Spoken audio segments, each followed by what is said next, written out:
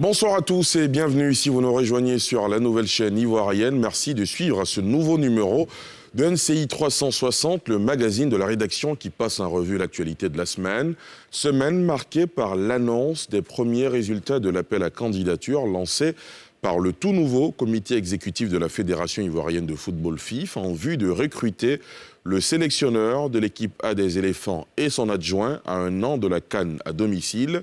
Une shortlist de candidats a été retenue, dont on connaît l'identité des deux adjoints potentiels et l'un d'entre les trois potentiels sélectionneurs. Les heureux élus seront connus la semaine prochaine. En attendant, que vous inspire déjà le processus et les noms annoncés? Appelez-nous, exprimez-vous au cours de cette émission. Avec moi en plateau ce soir, Nasser Eddy, il est consultant spécialiste de football.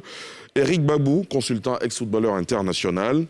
Bakayoko Kapi, consultant spécialiste de sport.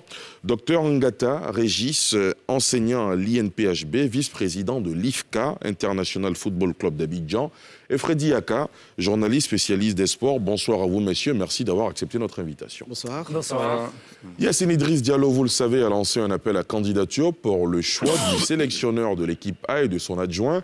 Ce sont au total 22 dossiers qui ont été déposés pour le poste de sélectionneur A et 17 pour l'adjoint. Une semaine après, 3 noms ont été dévoilés par le directeur exécutif de la FIF. Il s'agit de l'ancien coach de Bordeaux, Jean-Louis Gasset, pour le poste de sélectionneur. Des candidats sont astreints à la clause de confidentialité précise de la FIF, ce qui justifierait que les deux autres noms n'aient pas été dévoilés. Aïdara Swalio, lui de son côté, qui a conduit l'équipe olympique, vous le savez, lors des derniers Jeux olympiques au Japon et ancien international ivoirien. Emers Faé pour le poste de sélectionneur adjoint ont été retenus. Le choix du sélectionneur principal et du sélectionneur adjoint seront donc connus le mercredi prochain au siège de la Fédération ivoirienne de football. On en parle ce soir, on fait le débat. Mais avant, je vous propose de suivre ce sujet de Salif Yalekwe et on en parle juste après. La Fédération ivoirienne de football, FIF, conduite par Yassine Idriss Diallo, a publié mercredi 4 mai dernier 2 appels à candidature pour le poste d'entraîneur-sélectionneur et d'adjoint des éléphants A. Le dernier poste est exclusivement réservé aux Ivoiriens. Parmi les missions assignées à celui qui va remplacer Patrice Baumel, permettre aux pachydermes d'accéder aux demi-finales de la Coupe d'Afrique des Nations 2023 que la Côte d'Ivoire va abriter dans quelques mois. Une semaine après, le tout nouveau directeur exécutif de la Maison de Verre donnait des détails sur l'évolution de ce processus. Il y a eu 5 niveaux de sélection et au bout de ces sélections ont été retenus comme faisant partie de la shortlist des adjoints, M. Aïdara Choualio. Ensuite, M. Faye Ernest. Voici donc au jour d'aujourd'hui les 2 personnalités, les 2 encadreurs, les 2 entraîneurs qui vont donc être en concurrence pour le poste d'entraîneur adjoint. S'agissant de l'entraîneur principal, comme annoncé, nous avons reçu 22 candidatures. Et selon les critères mis en place, un examen a été fait. Et sur l'examen qui a été fait, 3 candidatures ont été retenues. Sur ces 3 noms qui ont été retenus, je vais me permettre de vous donner un seul nom. Un seul nom pour respecter la volonté des entraîneurs eux-mêmes. Je l'ai dit, ils sont pratiquement tous sous contrat. Alors le nom qui a donc été autorisé à être annoncé, c'est le nom de M. Jean-Louis Gasset. Les Ivoiriens, quant à eux, ont des avis partagés sur la question. On a remarqué un peu partout en Afrique, les autres équipes, les autres pays, ils ont un produit plus national qui fait plus les gars avancent, quoi. Donc nous aussi, on veut un sélectionneur ivoirien. Peu importe l'entraîneur qui va venir, que ce soit un entraîneur ivoirien, un entraîneur burkinabé, un entraîneur français ou américain, on veut quelqu'un qui va permettre aux joueurs de pouvoir avancer, c'est tout. On a des compétences ici, donc il peut être local et peut être très bon, mieux qu'un expatrié. comme il peut être un expatrié meilleur, mais moi je préfère un expatrié. Les éléphants affronteront la Zambie le 4 juin prochain dans le nouveau stade de Yamoussoukro, la capitale politique ivoirienne. Qualifiés d'office, ces éliminatoires seront une occasion pour les pachydermes de mieux préparer l'échéance de 2023. Monsieur, avant d'aller un peu plus loin dans le débat, déjà vos réactions sur cette présélection avant le verdict final. Freddy Aka?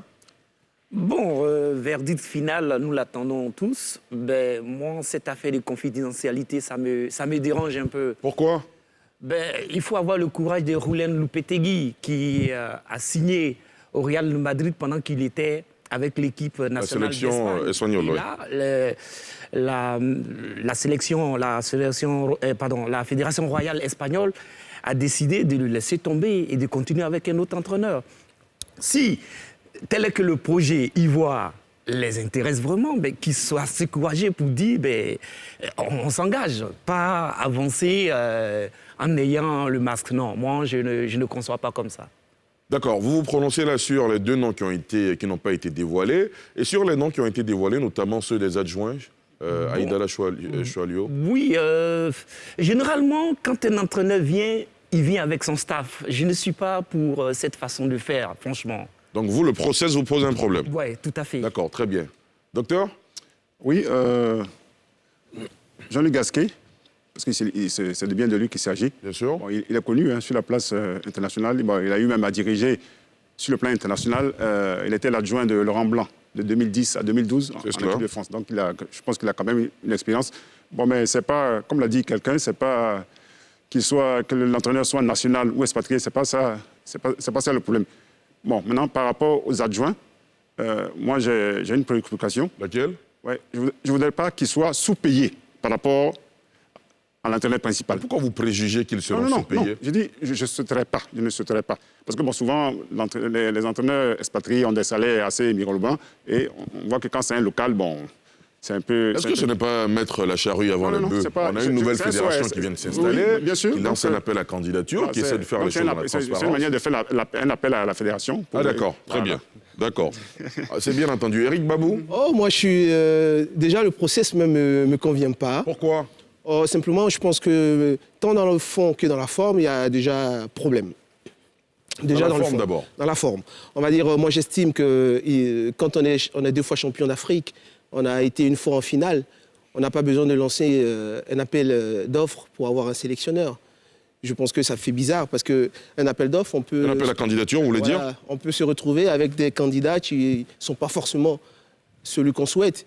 Et là, je vois un peu les noms qui circulent. L'avantage de l'appel à candidature, c'est de faire en sorte que tout ce que le projet intéresse se manifeste.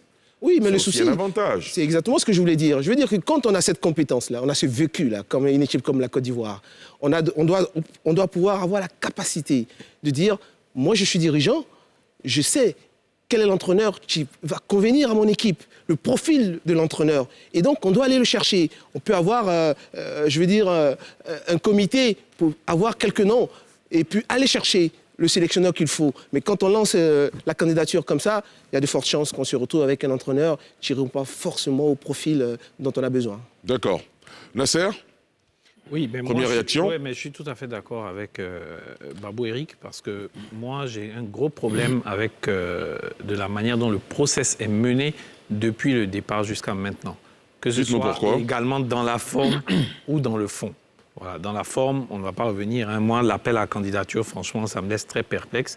Et vous parliez tout à l'heure de transparence, mais ce n'est pas du tout un gage de transparence. Pourquoi? Parce que ce n'est pas l'appel à ce n'est pas le fait de faire un appel à candidature qui rend les choses transparentes, mais c'est au moment du choix que ça devrait être transparent.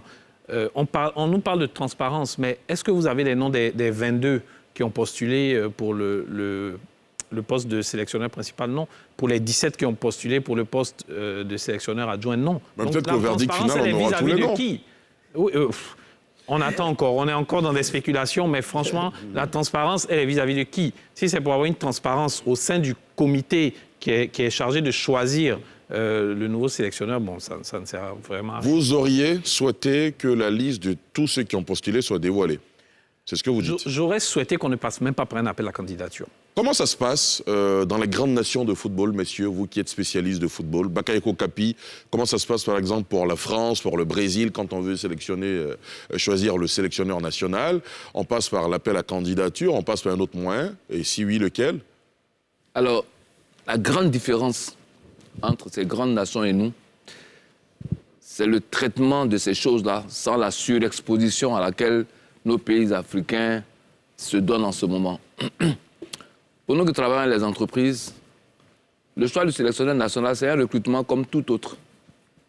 Je n'ai jamais vu un recrutement où on affiche, sauf pour l'État, où on affiche les noms de tous les candidats au monde entier. Parce que c'est un processus discret. Des gens s'engagent, font une demande, tout en étant peut-être engagés ailleurs, mais ils se projettent, donc ils s'engagent. Lorsque vous publiez, vous posez un problème à ces personnes. Pour moi, la transparence, ça n'est pas de publier que X est venu, Y n'est pas venu. C'est dans les méthodes, dans les critères qu'on doit mettre de la transparence. Dans les exigences attendues qu'on doit mettre de la transparence. Quand on donne de la transparence sur les exigences, on donne à tout le monde la capacité d'évaluer, de discuter ce qui sera choisi. Ce n'est pas le public qui choisit. Le public n'a nul affaire des personnes qui sont sélectionnées, à mon avis.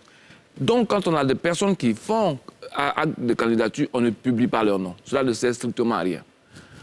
Quand on atteint l'étape de la shortlist, on ne publie pas non plus les noms. Parce que la shortlist, qu'est-ce que c'est? C'est un outil d'aide à la prise de décision pour celui qui doit, en définitive, choisir celui qui doit être pris. Le comité dit, nous avons fini notre travail, et de notre travail, voici les 3 meilleurs que nous avons retenus. Il revient donc au décideur, en son intime conviction, de choisir parmi les 3 qui ont répondu à tous les critères qui ont été prédéfinis avant de lancer l'appel à candidature. Donc pour moi, le processus où on vient se mettre devant toute la nation pour dire il y a X qui était candidat, Y était candidat, cela me paraît totalement inutile. Par contre, j'aurais voulu qu'ils nous disent, sur notre appel à candidature, voici les éléments qui sont retenus comme critères. Critère numéro 1, c'est ceci. Critère numéro 2, c'est ceci. Critère numéro 3, c'est ceci. Je pense qu'on a ces critères, là, non, je n'ai pas dit que ça n'est pas. Je dis que c'est ça qui est l'élément le plus c'est l'élément fondamental pour la transparence. C'est pas le fait de donner les noms. Très bien. Alors, les avis sont partagés, on le voit clairement. Avant de vous donner la parole, Éric Babou, j'aimerais qu'on entende l'avis de M. Sanogo, qui nous appelle de Bouaké, M. Sanogo Salif, qui, pour lui, finalement, cet appel à candidature n'est pas une si mauvaise chose. M. Sanogo, bonsoir. Bonsoir, M. Guérassoua. Votre point de vue, allez-y. Bon, en fait, on veut faire des débats inutiles. Nous savons... Si vous parlez de débat inutile, pourquoi vous appelez alors? Parce que non, en fait, on n'a pas besoin de polémiquer pour ça. C'est une nouvelle direction, c'est un nouveau comité qui est arrivé à place. C'est cela. C'est la méthode du travail. Moi, en fait, c'est le casting même sur le plateau que vous avez envoyé. On a vu des gens ici qui sont sur le plateau. Les élections sont passées. Nous savons qu'il y avait une animosité envers certains candidats. Il y avait Babou Eric, il y avait M. Nasser, et l'autre en jaune, pardon, j'ai oublié le nom. On savait quel candidat qui supportait. On connaît. Nous savons dans quel cas ils sont. Monsieur Sanogo, Monsieur Sanogo, c'est important. Monsieur Sanogo, je n'ai pas dit que ce n'est pas important, c'est moi qui vous donne la parole, vous m'écoutez quand je vous parle. Oui. On n'est pas en train de faire une émission sur les élections à la tête de la FIF. C'est déjà passé. Non, c'est déjà passé, vous l'avez rappelé vous-même, on parle du sélectionneur des éléphants. Oui. Vous préjugez que tous ceux qui sont sur ce plateau sont contre la fédération en place, c'est ce que vous dites, alors que ce n'est pas le sujet du soir. Vous avez appelé pour vous prononcer sur le sélectionneur. Ok. L'ES-Commerce, je me rappelle bien, l'ES-Commerce avait fait un appel à candidature en 2015. Hervé Renard est venu à l'appel à candidature. Hervé Renard est venu remporter le trophée. Ça n'a pas posé de problème. Ben voilà que vous revenez dans le sujet.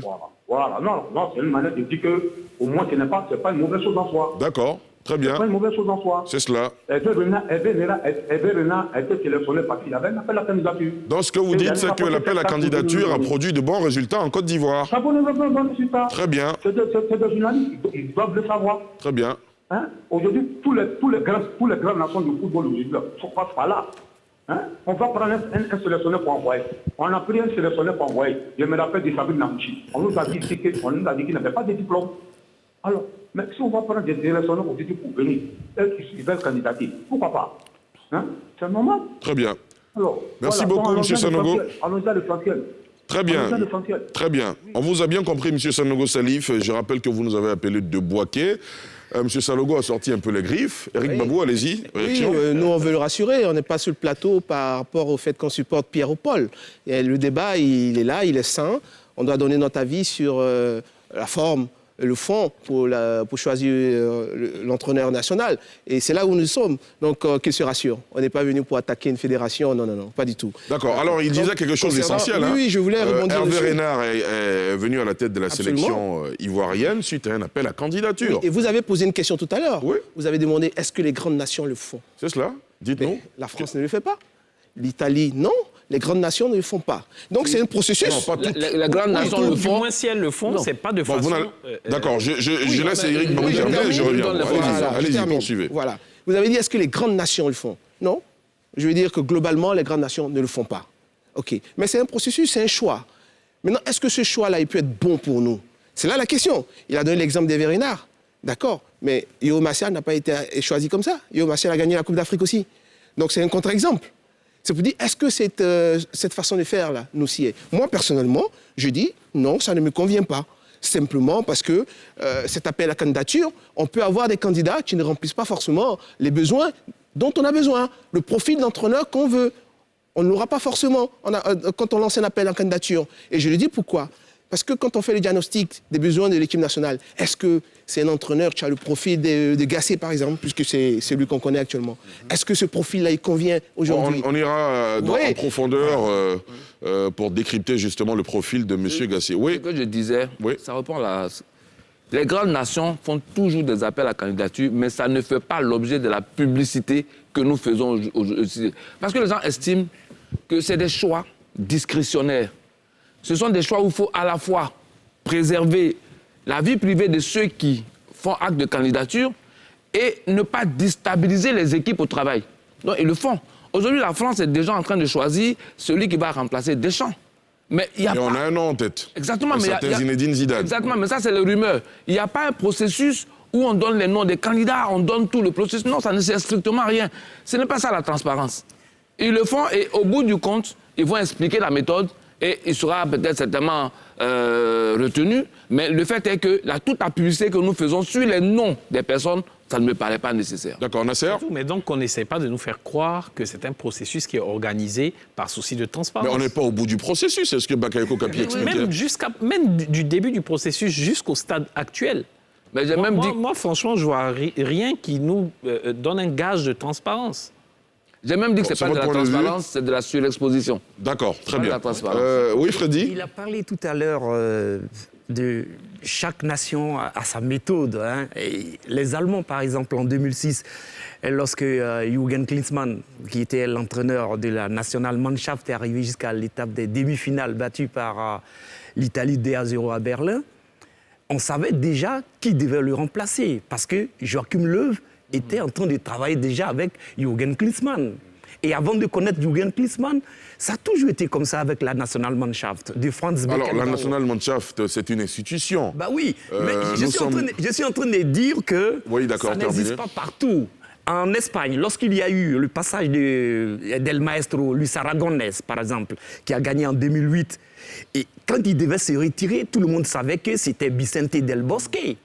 Il n'y a pas eu d'appel à candidature. Si. Mais nous, monsieur, on sort d'un comité de normalisation. Et Patrice Baumel, son contrat est arrivé à terme.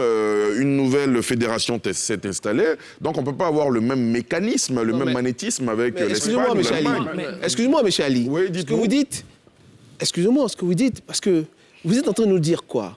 Que ceux qui viennent de prendre aujourd'hui possession de la Fédération ivoirienne de football, pendant 2 ans, vous n'avez pas dit 4 ans, ne savaient pas qu'ils devaient avoir un entraîneur national? C'est ce que vous êtes en train de nous dire? Non, j'ai jamais dit ça. Ah ben justement. Je dis juste qu'il faut leur accorder le bénéfice du doute. Non, justement. C'est pas ce que je dis. Mais c'est pour ça que je dis, non, on est dans un processus qui a duré au minimum 2 ans. Donc déjà, ceux qui doivent venir en responsabilité, ils savent déjà ce qu'ils doivent faire. Monsieur, même pour faciliter la tâche, et comme il a dit, ce n'est pas forcément un appel comme ça en candidature. On peut avoir une shortlist pour dire voici 2, 3, 4 entraîneurs qui ont le profil pour diriger cette équipe nationale-là. Et après, on va les chercher, on va discuter avec eux. Ce n'est pas la candidature qu'il faut lancer comme ça. Ce que je veux dire, oui, rapidement. Là, il a donné des noms où on sait qui va venir à l'avance. Mais c'est ce qu'ils sont en train de faire en choisissant un adjoint à l'avance qui va succéder. Qui va prendre la main dans 2 ans. Ce n'est pas parce qu'ils choisissent plus tôt qu'il n'y a pas l'appel à candidature. L'appel à candidature se fait, mais il se fait en respectant les normes de ce qu'on appelle les choix discrétionnaires. On n'a pas besoin d'étaler ça. Et donc, quand le choix est fait 3, 4 ans avant, mais au moment où on vous dévoile, vous avez l'impression qu'il n'y a pas eu tout ça. Mais il y a eu tout ça avant. Et en principe, dans les pays européens, les sélections A et toutes les sélections sont liées par le même projet. Donc, on ne vient pas par hasard à la tête parce qu'il y a un ensemble, il y a un organigramme très serré. Donc, moi, je crois qu'il faut qu'on ramène la question. Laissez-le terminer, monsieur, s'il vous plaît. Terminez, pas dire ça. Non, Eric Babo, je vous donne la parole tout à l'heure. Terminez. Ce que je dis est qu'il est simple. Quand quelqu'un est choisi pour succéder, c'est un choix comme on est en train de faire en ce moment. Quand arrive le moment de succéder, on ne peut pas l'appeler à la candidature puisqu'il est déjà choisi. C'est ce que les grandes nations font. Elles font le choix longtemps avant. Très bien. Docteur Ngata. Oui, bon, moi, je pense qu'il faut plus communiquer, comme l'a dit Baïkamiko, sur les critères de choix. Quels sont les critères pour pouvoir sélectionner, pour pouvoir choisir un entraîneur? Si ces critères-là sont connus, bon, les critères sont connus. Ah oui, bon. Les critères ont été donnés. Ils sont communiqués? Oui, bien sûr. Par voie de communiqué de presse. Tout à fait. Ah bon? Ah oui, bien sûr. Monsieur, on va faire simple. Moi, je vous pose la question autrement. Si vous étiez à la place de la fédération, vous aurez choisi qui? En fonction du projet que je vais réaliser, je vais pas chercher mon entraîneur. Parce que je sais que celui-là peut avoir les aptitudes. D'accord. Est-ce que vous avez des noms en tête, monsieur? Simon, j'étais... Là, vous êtes consultant, on n'est pas dans la fiction. Vous êtes consultant. En fait, quel sélectionneur pourrait amener les éléphants au sommet de l'Afrique à la prochaine CAN? Bon, pour moi, en fait, le nom, le sélectionneur, c'est pas ça le problème.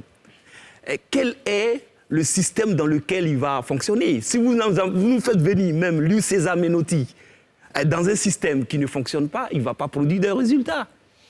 C'est clair. C'est le système. Le système dit quoi? Qu'est-ce qu'on veut? Quel est le projet que nous avons réellement? Le projet est clair concernant la prochaine CAN. Il s'agit d'arriver au moins en demi-finale. Mais là, ce n'est pas être ambitieux pour la Côte d'Ivoire organiser une Coupe d'Afrique des Nations et dire qu'on va seulement arriver en demi-finale. Moi, je pense que c'est ne pas avoir de l'ambition. C'est votre point de vue. Bah oui. Moi, vous occultez un fait qui me paraît très important. Lequel? Je vous explique. Quand la Côte d'Ivoire gagne la Coupe d'Afrique à 2 reprises, on est 92, 2015. Tout à fait, et on se retrouve même finaliste, encore une fois. À plusieurs reprises, finaliste. Oui, en 2006 et en 2012. La question, la bonne, c'est de faire le bon diagnostic pour savoir quel est le profil d'entraîneur qui convient à notre sélection. On n'entraîne pas la Côte d'Ivoire comme on entraîne le Ghana, comme on entraîne l'Égypte. Ce n'est pas les mêmes caractéristiques, vous comprenez? Ce n'est pas la même vision, la même philosophie de jeu. Quel est l'entraîneur idéal pour entraîner l'équipe nationale de Côte d'Ivoire? C'est la bonne question. C'est pour ça que tout à l'heure, je vous parlais de vécu. C'est pour ça que tout à l'heure, je vous parlais de vécu. Oui, la Côte d'Ivoire, on a remporté 2 coupes. Donc, soit c'est du hasard, ou bien c'est un processus qui a été préparé. Et vous pensez que les actuels dirigeants de la fédération ne se sont pas posés cette question? Moi, je me pose la question, justement, parce que vous venez lancer un appel à candidature comme ça. Pourtant, vous avez du vécu avec cette équipe nationale. Justement, c'est pour ça que je me dis, mais non. Mais peut-être que l'appel à candidature a été lancé sur fond de ce questionnement. Mais justement, donc, vous avez déjà des choix qui sont déjà... Non, c'est peut-être... On a parlé de transparence tout à l'heure, vous voyez? Oui, vous voyez un peu l'ambiguïté. Mais il faut qu'on s'entende bien. Oui, docteur Ngata. Quand on se fixe un objectif, par exemple, on se dit que le prochain entraîneur doit envoyer les éléphants au moins en demi-finale. Bon, si ce n'est pas le cas, on va encore recommencer le même processus. Donc, quand même, je pense qu'il faut de la stabilité dans ce domaine-là. Parce que bon, quand vous fixez un objectif et qui n'est pas atteint, il faut tout reprendre à zéro. Or, ça n'est pas évident. Vous savez que voilà les difficultés qui se posent pour choisir un entraîneur. Donc, en 2023, si on n'arrête pas la demi-finale, il va falloir encore repartir, faire les mêmes... Et puis les mêmes démarches. Oui, voilà. D'accord. Moi, je pense qu'il faut tabler sur la stabilité, quoi. À moyen, à long terme, parce qu'il n'y a pas seulement la CAN, il y a la qualification pour la Coupe du Monde 2026 et tout. Voilà. Donc, essayer d'établir une équipe stable qui pourra compétir sur tous les fronts. Voilà. D'accord. Maintenant, si à chaque échéance, on renvoie l'entraîneur, bon, on risque de toujours C'est bien entendu. Freddy, vous allez réagir après cette intervention de M. Demba Diallo qui nous appelle d'Abobo, qui lui voit dans le choix de Choalio Aïdara comme sélectionneur adjoint un choix plutôt intéressant. Monsieur Diallo, bonsoir. Bonsoir, monsieur Diarra-Souba. Nous vous écoutons. Oui, je suis le débat et pour moi, l'entraîneur Choalio Aïdara est pour moi la personne indiquée en tout cas pour être l'entraîneur adjoint de cette équipe nationale, compte tenu de son parcours et de son vécu. C'est vrai que je ne doute pas des qualités de Faye Ernest, mais M. Choalio Aïdara a eu quand même un bon parcours avec le Sporting Club de Gagnoa. Il a initié d'abord en Ligue 1, après il a fait un très bon parcours au niveau du championnat de Ligue 1 avec le Sporting Club de Gagnoa, ce qui a amené l'ancienne direction de la FIFA à lui faire appel et à lui confier la tête des éléphants espoirs. Et on se rappelle aussi de son parcours avec les éléphants olympiques. Donc si on tient compte de l'expérience, de son vécu, je pense que c'est une personne qui est beaucoup plus apte, peut-être à mieux apprendre aux côtés de l'entraîneur qui sera désigné très prochainement. Contrairement à Faye Hermès, c'est vrai qu'il était un ancien international qui entraîne aujourd'hui, je crois, la réserve de l'OGS, si je me suis mes notes sont exactes. Donc pour moi, je pense beaucoup plus pour Choalio Aïdara qui a du vécu. Très bien. Merci beaucoup, M. Diallo. Vous nous appeliez depuis Abobo. Nasser veut réagir, allez-y. Oui, parce que M. Diallo me prend au mot. Et moi, j'irai même plus loin. Pour moi, vous avez tout à l'heure posé la question, selon chacun de nous, qui on aurait choisi. J'aime pas me prononcer sur le nom des personnes, mais moi, j'aurais pris Choalio Aïdara comme sélectionneur national.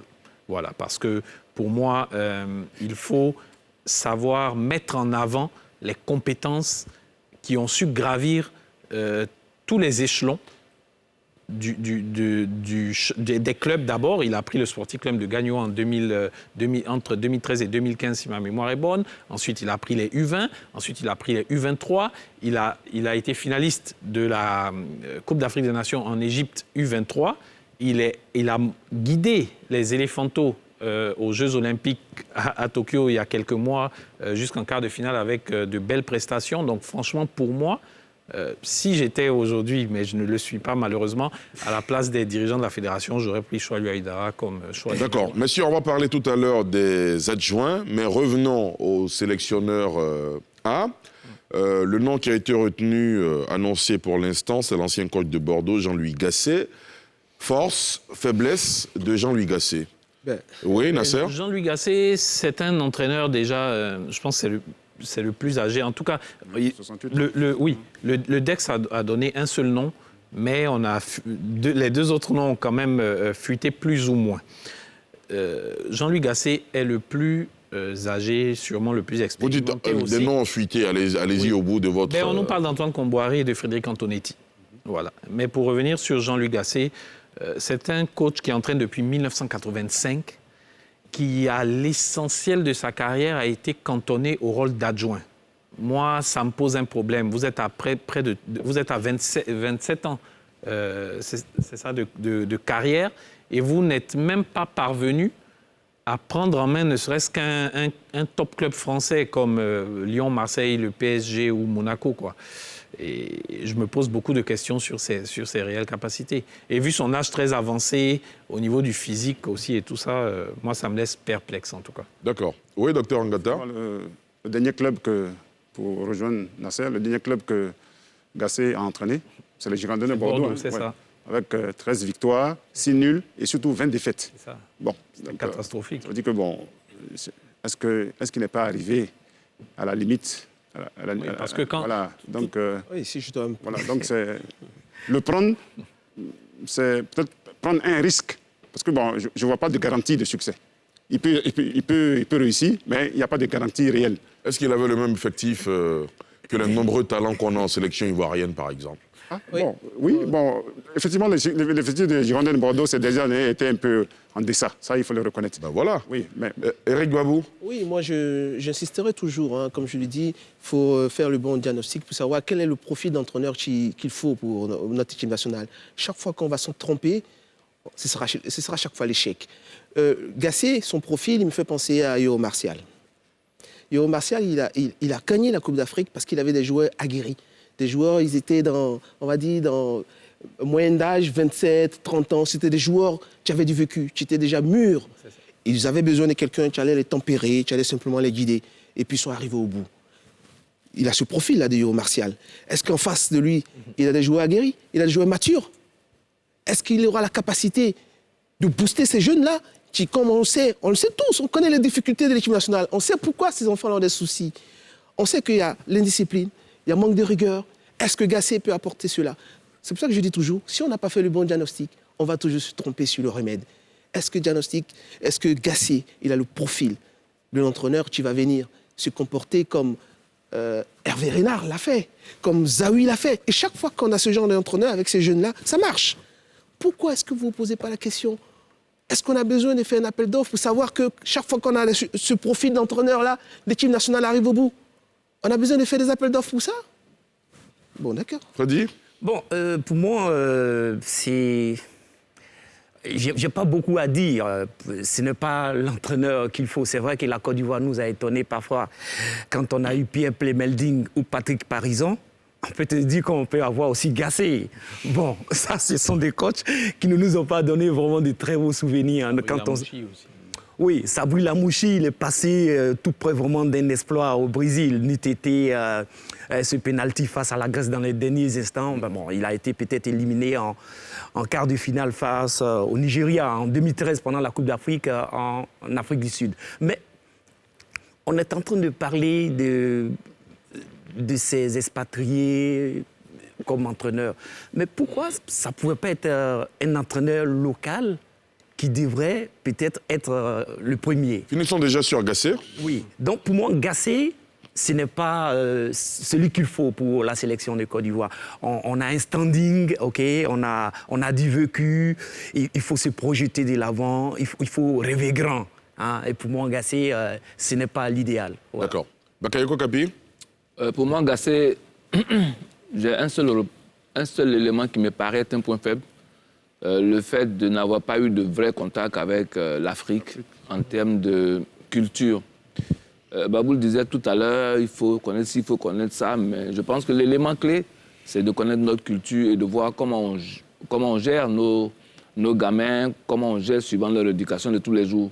On me dira qu'ils en ont en club, mais ils n'ont pas le même comportement en club qu'en sélection. Et puis, il faut s'habituer aussi à l'environnement de la fédération elle-même. Parce qu'on l'a dit, l'entraîneur, c'est sur le technique. Mais sur l'administratif, il y a beaucoup de choses qui relèvent de l'improvisation. Donc, quand on n'a pas un entraîneur qui est habitué à l'Afrique, à son improvisation, à son non-respect de beaucoup de choses, on peut être parfois un peu en difficulté par rapport à ses outils et méthodes. Donc, pour moi, c'est le point qui est un vrai point faible pour lui. Mais sinon, pour le reste, moi, je crois que tout le reste, c'est des choix de risque. Parce qu'il a entraîné des clubs, il a un tempérament, il a beaucoup de choses. Donc tout ça, c'est un risque. On peut choisir en acceptant de courir le risque à lui. Mais pour moi, je préfère énoncer le seul élément qui pourrait le fatiguer énormément si c'est lui qui est choisi. Alors, comme disait tout à l'heure Nasser, il y a deux noms qui ont fuité. Frédéric Antonetti, Antoine Comboiré. S'il advenait que ces noms, effectivement, étaient sur la short list retenus en vue de désigner le sélectionneur final. Ce seraient des bons choix, ceux-là, ou pas, Dr Ngata? Bon, Frédéric Antonetti, on le connaît, hein, le bouillant. D'abord, il faut reconnaître que c'est un entraîneur très bouillant. Donc, de la poigne. Oui, de la poigne. Donc, même avec la presse, même, ça risque de faire des étincelles. Voilà, ça, je vous le dis en même temps. Ah ouais. Voilà. Bon, et de deux, il n'a jamais eu, à ma connaissance, il n'a jamais eu à entraîner une équipe nationale. Il n'a jamais eu à entraîner une équipe nationale. Il s'est fait valoir surtout à Lille, où il a eu de bons résultats, à Saint-Étienne également. Mais il n'a jamais eu un pied à l'Afrique. On commence un jour. Voilà, on commence un jour. Donc, oui, mais donc, le facteur risque demeure toujours. Voilà. Donc, voilà. Oui. Eric? L'avantage avec Antonetti, par exemple, c'est de résoudre déjà un problème qui est récurrent avec l'équipe nationale. On dit que les enfants ne courent pas, ils ne font pas les efforts qu'il faut, ils sont feignants, ils sont irrespectueux. Avec Antonetti, ça ne se passera pas comme ça, c'est sûr. Tout à l'heure, vous sembliez promouvoir des entraîneurs dans le style d'Hervé Renard, François Zawi, qui ont de la poigne. Antonetti vous paraîtrait... Exactement, c'est ce que j'ai dit. Parce que je suis convaincu que notre problème, il n'est pas forcément technique. Il n'est pas tactique. Ces garçons-là sont des joueurs de talent. Dans leur club, ils font de la tactique, ils répètent, ils bouffent ça tous les jours. Quand ils arrivent ici, et comme l'a dit Capi, c'est un problème de mentalité. Pour vous, le vrai challenge, c'est le mental. C'est le mental. Et même l'environnement de l'équipe nationale. Il faut un entraîneur qui puisse dire à un dirigeant fédéral, écoute, tu restes dans ton coin. Et même dire aux journalistes, vous ne venez pas à l'hôtel. L'environnement. Il faut un entraîneur qui ait de la poigne. Tu puisses assainir l'environnement autour de l'équipe nationale. Qui gagne le respect par son vécu aussi. C'est pour ça que, quand vous avez cité tout à l'heure, Camboiré, par son vécu, il a déjà le respect de ses joueurs. Son CV, oui. Son CV, il a le respect. Et en plus, il a le caractère qu'il faut. Vous comprenez? C'est pour ça que je dis, il faut résoudre des problèmes. Si on veut se faire plaisir, on va se gourer comme on a l'habitude de le faire, en tout cas ces derniers temps. Non, il faut résoudre des problèmes. Quel est le problème aujourd'hui qu'on rencontre l'équipe nationale? Je pense que c'est un problème mental. Donc pour vous, Antonetti serait un bon choix? À mon avis, lui et Camboiré pourront faire l'affaire. D'accord. Freddy? Bon, ce sont deux entraîneurs qui ont prouvé de la très bonne qualité. Quand on sait, et tous ont eu à évoquer le caractère saut-bougeant, comme l'un de ces stades à Fouriani, à Bastia, où il a été entraîneur. Mais bon, c'est aussi ça. Mais peut-être qu'il va venir tomber aussi ici des cancres, entre guillemets, enfin des caïds aussi. Donc ça peut peut-être causer un choc. Et puis à un moment donné, ce n'est pas être trop dur qui permet forcément d'atteindre ses objectifs. Moi, si je devais choisir entre Antonetti et Camboiré, j'aurais choisi Antoine Camboiré à cause de cette culture nantaise. Lorsque on vous parle de cette école nantaise, de cette rigueur tactique, ce qui nous revient surtout avec une année 95 de l'équipe de Jafet Ndoram, oui. Ça c'est cette culture nantaise-là. Oui, sur le long terme, ça peut valoir de très belles satisfactions à l'équipe de Côte d'Ivoire. Mais bon, moi je le dis, je vais me poser cette question. Pourquoi est-ce que Kolo Touré a décidé... On en parlera, ne vous en faites pas. On parlera de nos valeurs locales et tout cela. Alors, avant de vous passer la parole, Nasser et Bakayoko, je vous propose d'écouter Pater Nguessan, qui nous appelle, lui, de Yopougon, qui estime qu'il faut laisser la nouvelle fédération dérouler son programme, ce dans quoi elle est en ce moment. Pater, bonsoir. Oui, bonsoir, M. Derasouba. On vous écoute. D'accord. Alors, moi, je veux m'adresser spécialement à Nasser. Je rebondis un peu sur ce qu'il a dit concernant le choix qui est porté selon lui sur Choualio Aïdara. Oui. Alors, quand on a écouté Yassine Idriss Diallo pendant les élections, il a dit ce pourquoi il choisit l'entraîneur principal expatrié et l'entraîneur adjoint national. On est à quelques mois d'une compétition majeure qui est organisée dans notre pays. Les éléphants sont à la base des mangeurs, je dis des mangeurs de côtes. Depuis la génération Didier Drogba, après chaque compétition, il faut faire partie de l'entraîneur. On n'a jamais laissé le temps à un entraîneur de dérouler vraiment ce qu'il veut. Alors, à la veille de cette compétition, on met n'importe quel Ivoirien, Kolo Touré, même José Mourinho, même Roman Abraham, comment il s'appelle, Guardiola. Les éléphants vont tuer la carrière de cet entraîneur. Donc, il faut d'abord finir la CAN, lui laisser le temps de travailler. Maintenant, comment il fait? On le met en adjoint. Il a le temps d'assister et de perdre. Parce qu'on va perdre. Il ne faut pas qu'on soit en train de se mentir. On peut perdre comme gagner cette canne-là. Ne soyez pas pessimiste. Non, la parole est créatrice. Il faut qu'on soit réaliste. On sort d'une normalisation.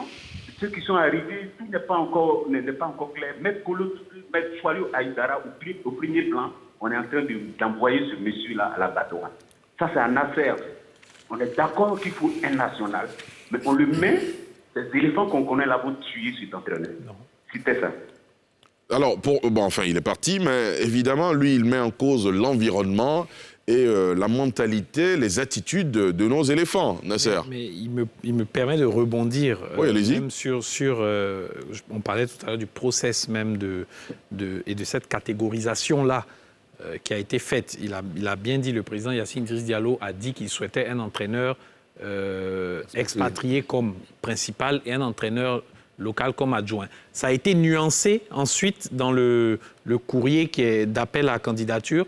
On a ouvert le poste d'entraîneur aux expatriés et nationaux et celui d'adjoint aux nationaux uniquement.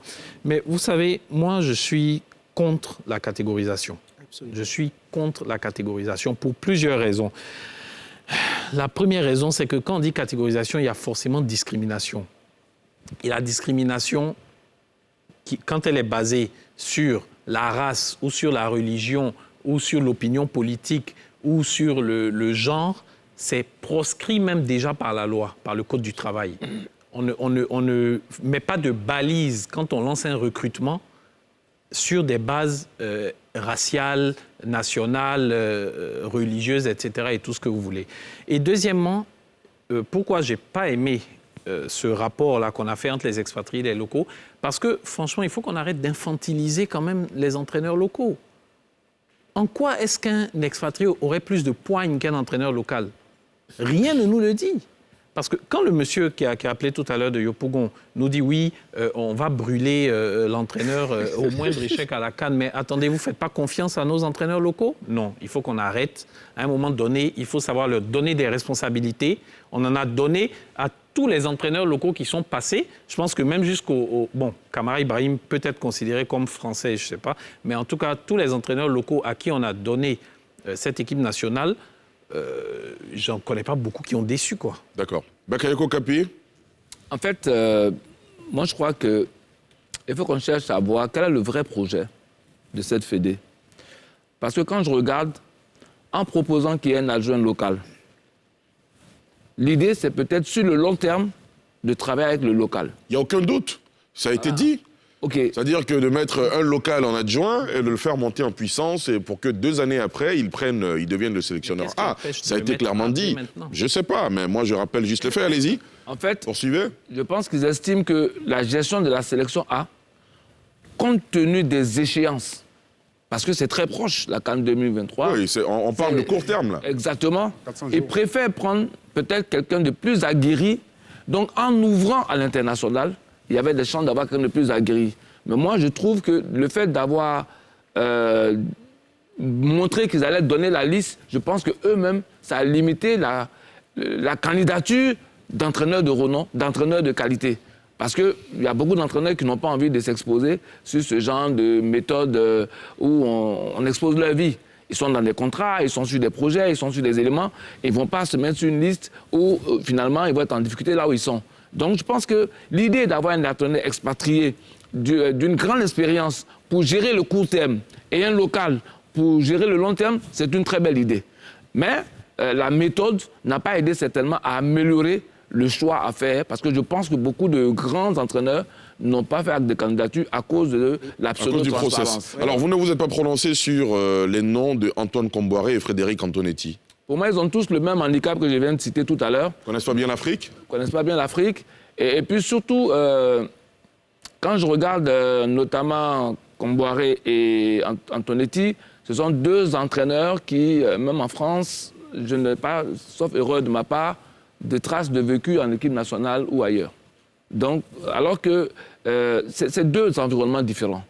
La gestion d'une équipe nationale et la gestion d'un club. C'est vraiment 2 environnements différents. En club, on travaille tous les jours, alors qu'en équipe nationale, on n'a que des périodes très courtes pour bâtir quelque chose. Et ce n'est pas toujours évident pour quelqu'un qui n'en a pas une certaine expérience. Donc pour moi, c'est le même, ce sont les mêmes, les mêmes faiblesses que j'énonce. Mais pour le reste, franchement, je pense qu'ils peuvent choisir qui ils veulent. Pour moi, c'est le même type de risque qu'ils prennent. D'accord. Oui, Frédéric. Bon, il faut qu'on revienne un peu sur cette affaire d'origine et tout ça. Moi, je ne connais pas. Hein. Depuis 1974, je ne connais pas de nation qui a gagné la Coupe du Monde avec un entraîneur venu d'un autre pays. En 1974, Helmut Schön avec la Nationalmannschaft. En 1978, César Menotti avec l'Argentine. 82, Enzo Bizort avec l'Italie. 86, Bilardo avec l'Argentine. Il était tous argentins. La France gagne ces 2 Coupes du Monde avec 2 coachs français. N'est-ce pas? Aimé Jacquet en 98 et Didier Deschamps en 2018. L'Allemagne qui gagne en 90, c'était avec Franz Beckenbauer. Joachim Löw en 2014. On revient encore. Le Brésil de 94, Pereira. Et puis en 2002, Luis Felipe Scolari. L'Italie gagne avec Lippi en 2006. Mais bon, je ne sais pas comment on peut avoir une vision stéréotypée des entraîneurs nationaux. L'Algérie gagne 2 Coupes d'Afrique des Nations avec Kermali en 90 et Djamel Belmadi. La première de la Côte d'Ivoire en 92, au stade Aline Sitoé Diatta, où ça a commencé à Ziguinchor en Casamance, jusqu'au stade de l'Amitié à Dakar, c'était avec Yeo Martial. Donc, pour moi, l'origine, ce n'est pas ça. Il faut qu'on se dise réellement quel est le projet sportif que nous allons proposer à la nation ivoirienne. D'abord ça. Quel type de direction technique nationale nous pouvons avoir? Sinon, moi, je ne peux pas accepter un gars comme Kolo Touré, qui a fait tous ses diplômes, adjoint de Brendan Rodgers, qui est en train de réaliser une très belle saison avec Leicester, il a fait une déclaration que ça ne l'intéresse pas. Mais pourquoi il s'est énervé? Pourquoi il a dit que ça ne l'intéresse pas? Qu'est-ce qu'on lui a dit avant cette élection? Ben voilà. Vous pensez que Kolo ne pouvait pas réussir là où en ce moment on est en train de parler de Camboiré? Aujourd'hui, on prend l'exemple sur le Sénégal. Mais le Sénégal, Aliou Cissé, il a dit vécu. Il était de la campagne de 2006 avec les Sénégalais. Il était même le capitaine.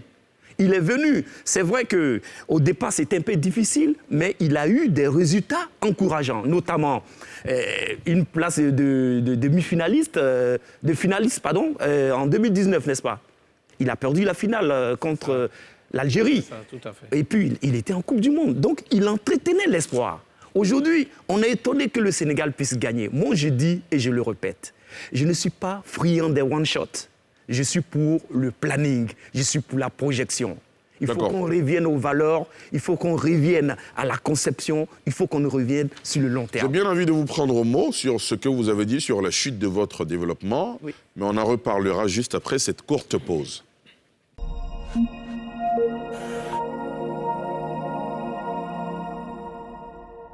De NCI 360, dans la première partie de cette émission, nous avons parlé, nous continuerons de parler du choix du sélectionneur des éléphants A et de son adjoint. Vous le savez, la Fédération ivoirienne de football a annoncé une liste, une short list de quelques personnalités du monde du football qui ont été retenues pour devenir sélectionneur adjoint ou sélectionneur principal des éléphants.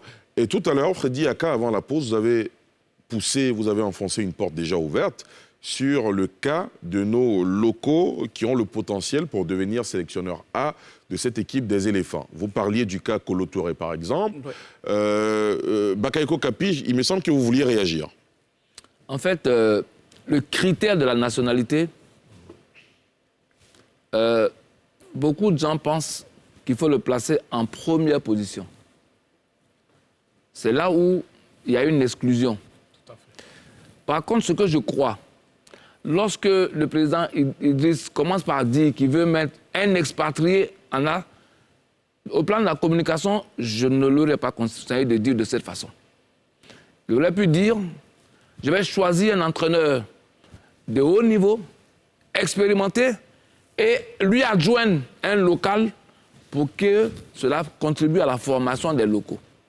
Donc dire, je vais faire un appel d'offres ouvert aussi bien aux nationaux qu'aux étrangers. Mais tel que c'était dit, le choix était déjà fait que le A serait forcément un expatrié. Donc du coup, ça braque tout le monde. Vous savez qu'on est dans un environnement où il y a une sorte de bulle anti-étranger, anti ce qui vient de l'extérieur. Quand on ne veut pas réveiller ce genre de bulle, il faut savoir dire les choses d'une façon qui n'écorche pas. Parce que ça laisse croire qu'en Côte d'Ivoire, on n'a pas d'entraîneur de haut niveau pour occuper le A. Non. Il peut y en avoir de bon niveau, mais dès lors qu'on ouvre la concurrence, on se donne plus de chances d'avoir des bons entraîneurs. Et surtout, ça montre à nos entraîneurs locaux que le A, c'est toujours une compétition pour l'avoir. On ne l'acquiert pas seulement parce qu'on est ivoirien, on l'acquiert parce que sur la bataille de la compétence, la concurrence de la compétence, même avec l'extérieur, on peut s'imposer. Cela les invite à travailler, cela les invite à faire leurs preuves. Donc, je pense qu'au plan de la communication, ils auraient pu dire autrement que ce qu'ils ont fait. Et le choix paraissait prédéterminé, ce qui ne me paraît pas tout à fait correct. D'accord, je reste avec vous. On parle d'une légende du football ivoirien, Kolo Touré, champion d'Afrique 2015, qui aujourd'hui est coach adjoint dans un club majeur en Angleterre, dans un championnat majeur.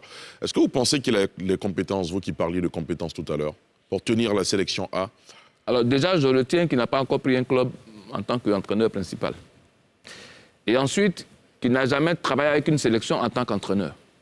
Moi, je pense que... Il a fait en tant qu'entraîneur adjoint. Il a été adjoint de Camargue. Oui, on a vu, ça a été une annonce qui ne s'est pas vraiment réalisée dans le quotidien. Moi, j'avais l'avantage d'être assez proche de ce que c'est. Il n'a pas eu le temps vraiment de venir se frotter aux réalités. Mais c'était une porte qui lui était ouverte pour venir effectivement avoir ce vécu-là. Mais cela ne s'est pas fait de façon pratique. Donc moi, je propose, à sa place, je ne serais même pas venu maintenant. Je voulais faire en sorte d'avoir au moins un club A pour renforcer mon niveau de confiance en moi-même. Parce que gérer une sélection, c'est gérer beaucoup d'ego. Donc il faut déjà améliorer sa capacité à gérer ça. Et puis ensuite, venir vers la sélection. Est-ce qu'il n'a pas l'avantage de connaître l'environnement? Quand vous dites gérer beaucoup d'ego. Oui, il a cet avantage, effectivement. L'avantage de connaître l'environnement. Mais après, il y a une question de crédibilité vis-à-vis des gens, des personnes que tu vas coacher. Aujourd'hui, il a un vécu, il a été champion, il a des qualités de joueur indéniables. Et maintenant, ce qu'il doit démontrer, c'est les qualités de management d'une équipe. Et là, on n'a pas les éléments qui prouvent que ça, il sait le faire de façon évidente. Mais je ne dis pas qu'on ne peut pas lui accorder sa chance. Hein. Je dis simplement que si moi je suis à sa place, je prends le temps de me construire avant de venir vers ce nouveau défi. Il faut savoir choisir sa progression. Moi, je on peut l'appeler si on veut. Mais moi, à sa place, je lui ai dit non, je ne suis pas prêt maintenant. J'ai encore quelques années, il est jeune. J'ai encore quelques années pour me faire mes armes et avoir toutes les forces pour prendre cette équipe avec tous les atouts qu'il faut pour cela. Eric Babou? Oui, déjà, moi, je suis très gêné quand le terme racial rentre dans un choix. Absolument. Comme il a dit, je pense qu'en termes de communication, ça a été mal fait, hein. Ça a été mal dit. Donc, c'est clair. Maintenant, après, quand on voit... Le cas Kolo Touré. Le cas Kolo Touré, je pense qu'on doit parler de compétences. Je prends Kolo, je prends Choalio. Ils ont des avantages et des inconvénients, les deux.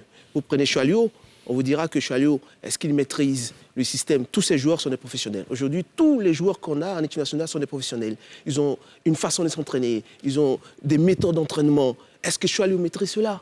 Choalio, lui, tu es national, certes, mais il n'a pas ce vécu, cette connaissance-là, cette expertise-là. Il ne l'a pas. Quoi qu'on dise. Et est-ce qu'il a cette capacité-là? Il pourra maîtriser ces égos-là. Contrairement à Kolo. Kolo, lui, son vécu. Ces joueurs-là lui doivent le respect.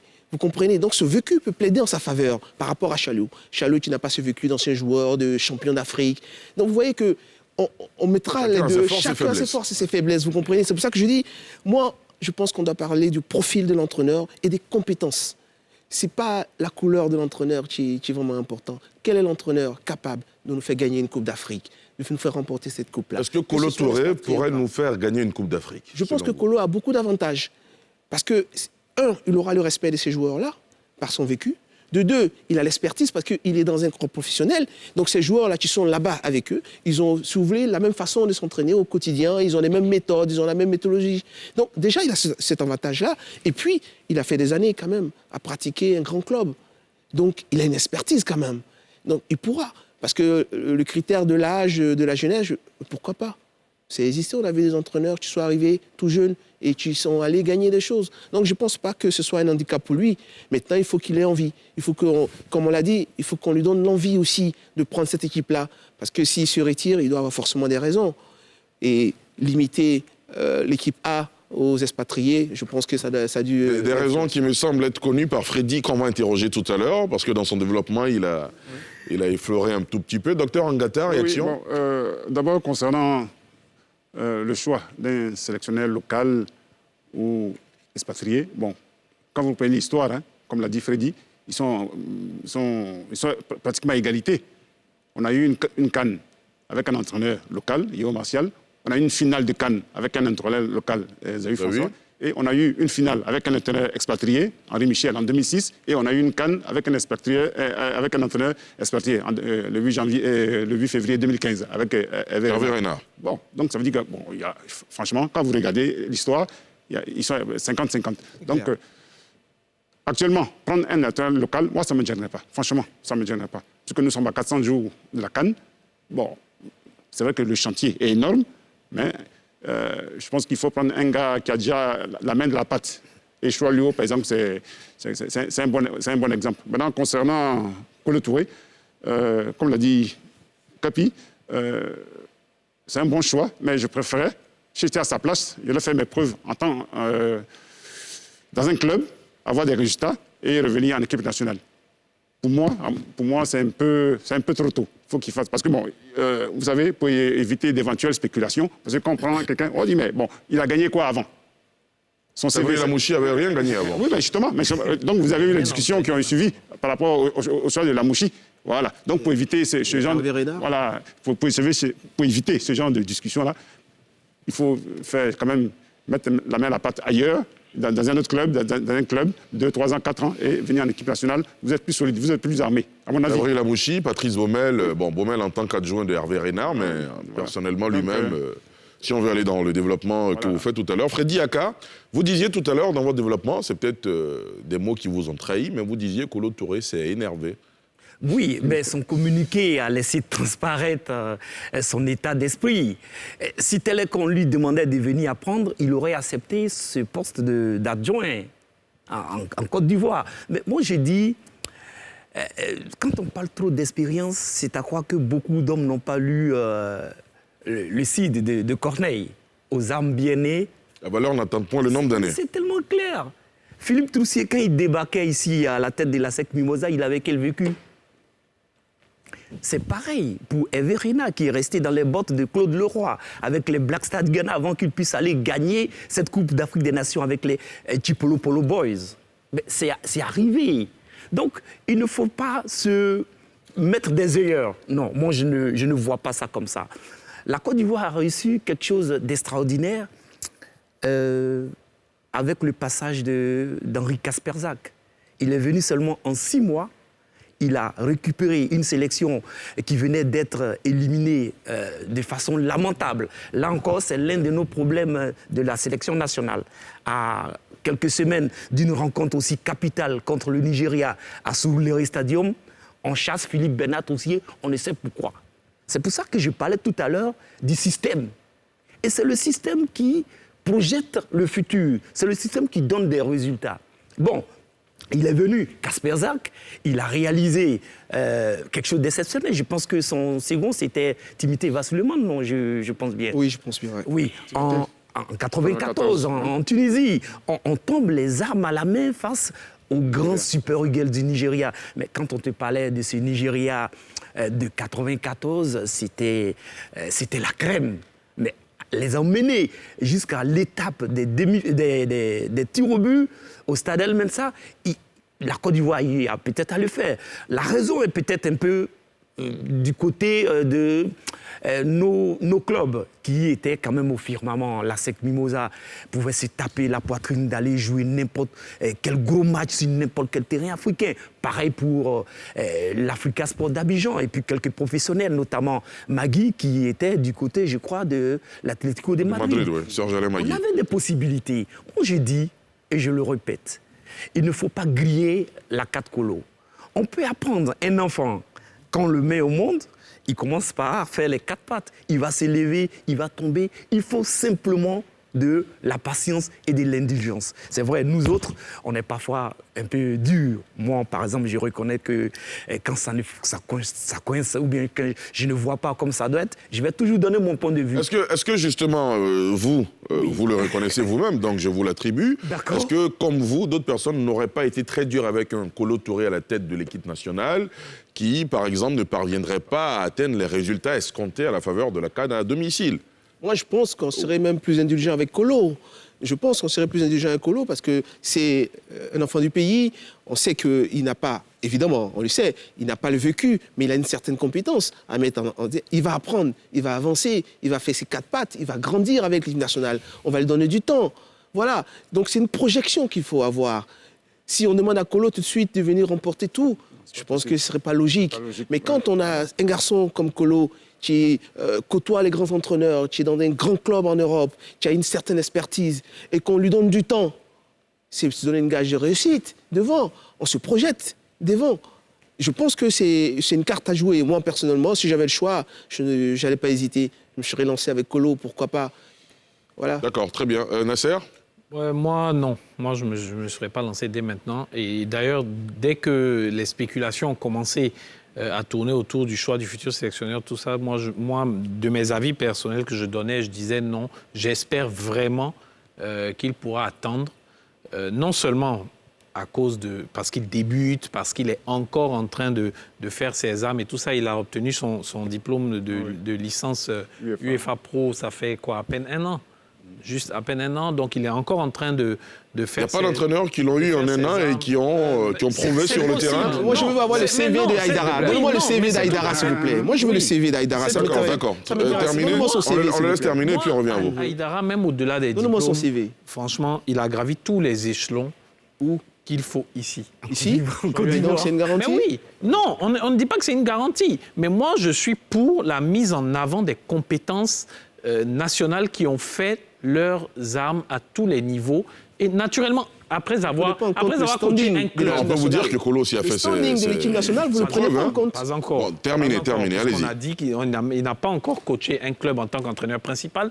Il n'a pas encore coaché de sélection nationale. Il a fait quelques piges ici sur les bancs lors des matchs des éléphants, voilà, avec Camara, mais il est encore au début. Voilà. Et moi, je suis pour qu'on mette en avant quand même... Parce que quelqu'un qui a pris un club de Ligue 1, ivoirienne, qui a fait de bons résultats, qui est passé chez les U20, qui est ensuite passé chez les U23. Mais quelle est la prochaine étape, Ali? C'est de prendre des éléphants. Ah, c'est naturel. Et dans tous les pays, je pense que ça se passe comme ça. On prépare les enfants du pays à gravir les échelons jusqu'à arriver au niveau de prendre la sélection A. Pourquoi pas ici? Bakayoko Kapir, je reviens à vous tout à l'heure. Bakayoko. Ce que je voulais dire, c'est qu'il y a... aucun élément qui garantit que cet entraîneur-là va réussir. Peu importe. Ça n'existe pas. Aucun entraîneur. Cela, bien sûr, on est bien d'accord.